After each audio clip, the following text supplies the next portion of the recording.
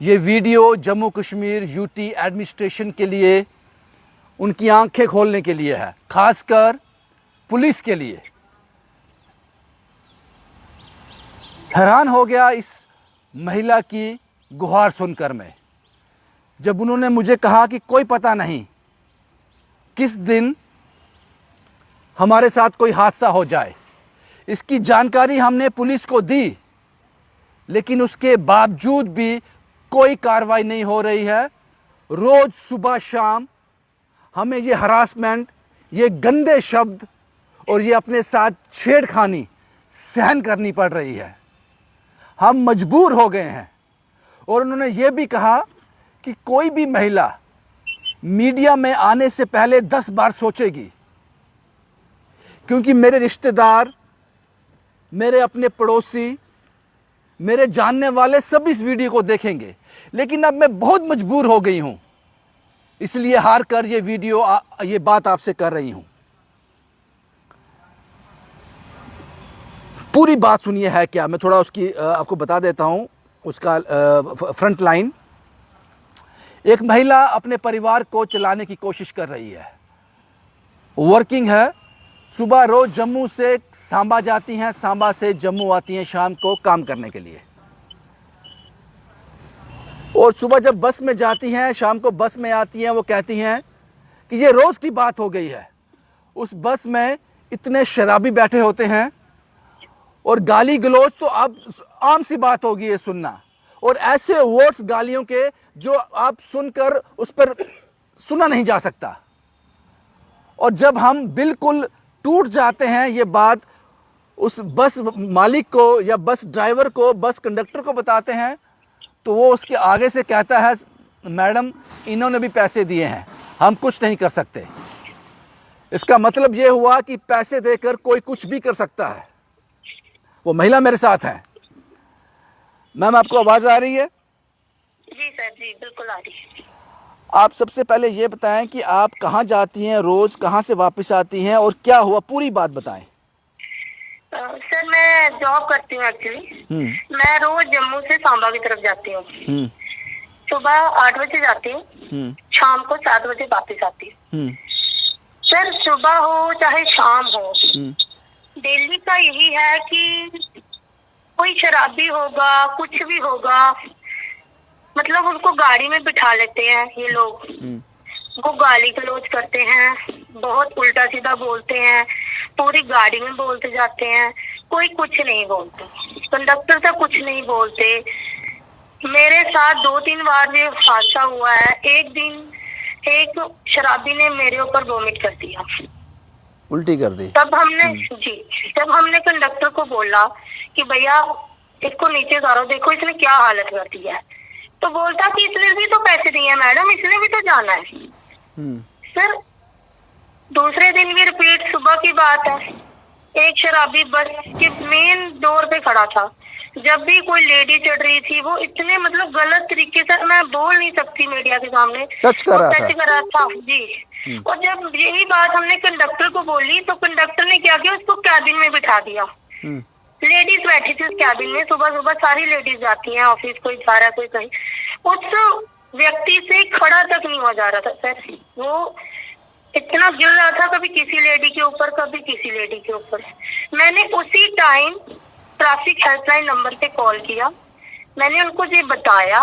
उन्होंने आगे से क्या बोला, आप रिटर्न कंप्लेन दे, गाड़ी का नंबर नोट करें। क्या हम चलती गाड़ी से गाड़ी का नंबर नोट करें? अगर हमारे साथ गाड़ी में कुछ होता है तो क्या हम पहले रिटर्न कंप्लेन दें?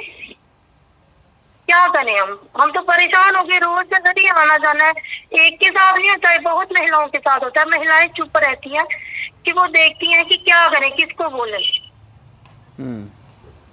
कोई गाली गलौज भी होती है, कोई अपशब्द भी कहे जाते हैं, बहुत कुछ होता है सर, बहुत कुछ। कंडक्टर को बोलते हैं, कंडक्टर आगे खड़ा रहता है। बस वाले को बोलते हैं, वो आगे खड़ा रहता है। यहाँ तक कि सर, जो ड्राइवर है वो स्मोकिंग तक कर रहा होता है गाड़ी में, आगे कैबिन में बैठ के, बस में बैठा तक नहीं जाता।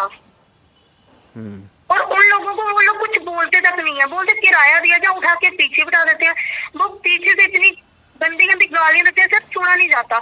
एक दिन हम सब महिलाएं खड़ी होगी, तो कंडक्टर को हमने बड़ा से मतलब जोर से बोला, तो कंडक्टर ने बहुत फोर्स करने पे, नहीं तो वो उसको नीचे नहीं उतारा था। तो आप शाम को कितने बजे सांबा से वापस आती हैं? 7 बजे आते हैं सर। आप जब आप रूटीन में आती हैं तो उस बस में और महिलाएं भी होती हैं? बहुत होती हैं सर, महिलाएं बहुत बोलती हैं, बट कंडक्टर सुनते नहीं है। ये रोज की बात है या कभी कभी ऐसा होता है? सर ये दूसरे तीसरे दिन रोज की बात है। तो अभी महीने में कोई एक दिन होगा जिस दिन नहीं होगा, नहीं तो ये डेली का काम है। आपने शिकायत नहीं की इसके खिलाफ? मैंने सर की है, एसएसपी ट्रैफिक को लेटर लिखी है और मैंने ट्रैफिक पुलिस को कॉल किया था, बट उन्होंने अभी से यही जवाब दिया कि रिटर्न कंप्लेन दो, कच्ची छोनी में एसएसपी ऑफिस है, वहाँ पे रिटर्न कंप्लेन दो। तो ऐसे कंप्लेन नहीं सुनी जाएगी? ऐसे नहीं सुन बोलते, ऐसे नहीं मानी जाएगी आपकी कंप्लेन। मतलब मैं तो कुछ अब हम इस मजबूरी में है कि शायद अपनी सेफ्टी के लिए ना हमें शायद काम छोड़ना पड़ेगा, घर पे बैठना पड़ेगा। मतलब हम लोगों की कोई सेफ्टी नहीं है। शायद हमारा भी यही मतलब लास्ट डिसीजन होना चाहिए कि हमें शायद इस चीज से बचने के लिए हमें अपनी जॉब छोड़नी पड़ेगी, हमें घर पे बैठना पड़ेगा। मतलब हमारी कोई सुनवाई नहीं है कहीं से भी। आपने ऐसे तो महिलाओं के लिए बड़ा कुछ बोलते हैं ये लोग, बट होता कुछ नहीं है सर, सिर्फ सुनने में है, करने में कुछ नहीं है। आपने इस सब की जानकारी अपने परिवार वालों को, अपने पति को, अपने रिश्तेदारों को दी? किसी मैंने को? सबको दी सर, सबको दी। घर वाले बोलते हैं काम छोड़ दो, फिर क्या करें, लोगों से लड़े, क्या करें। जब घर पे अब बंदा घर पे बताए तो मुश्किल, काम छोड़ दो, ना बताए तो बाहर मुश्किल, क्या करे, कहाँ जाए, किसको बोले। तो अब यही ऑप्शन है कि ये सब सुनना पड़ेगा?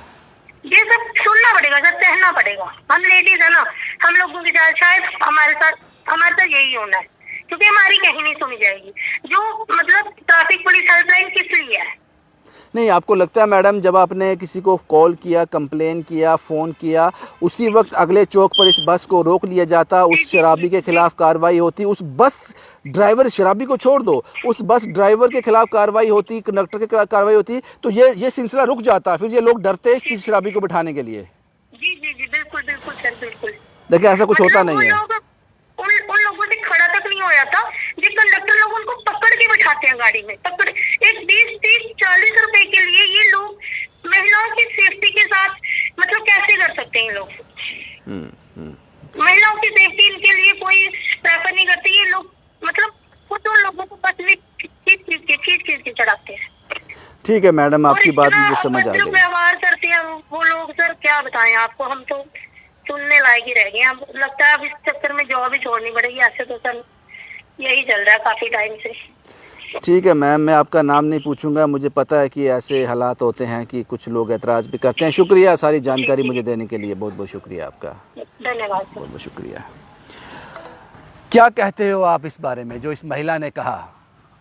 ये रोज़ डिगियाना से, जम्मू डिगियाना से सांबा जाती हैं काम करने के लिए, शाम को वापस आती हैं।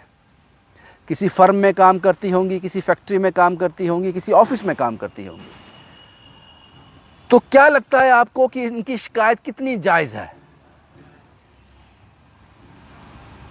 अब शब्द सुनने पड़ते हैं, गाली गलौज सुनना पड़ता है, टच सहना पड़ता है इनको। और जब शिकायत करते हैं कंडक्टर से, वो कहता है मैडम इन्होंने भी पैसे दिए हैं, हम कुछ नहीं कर सकते।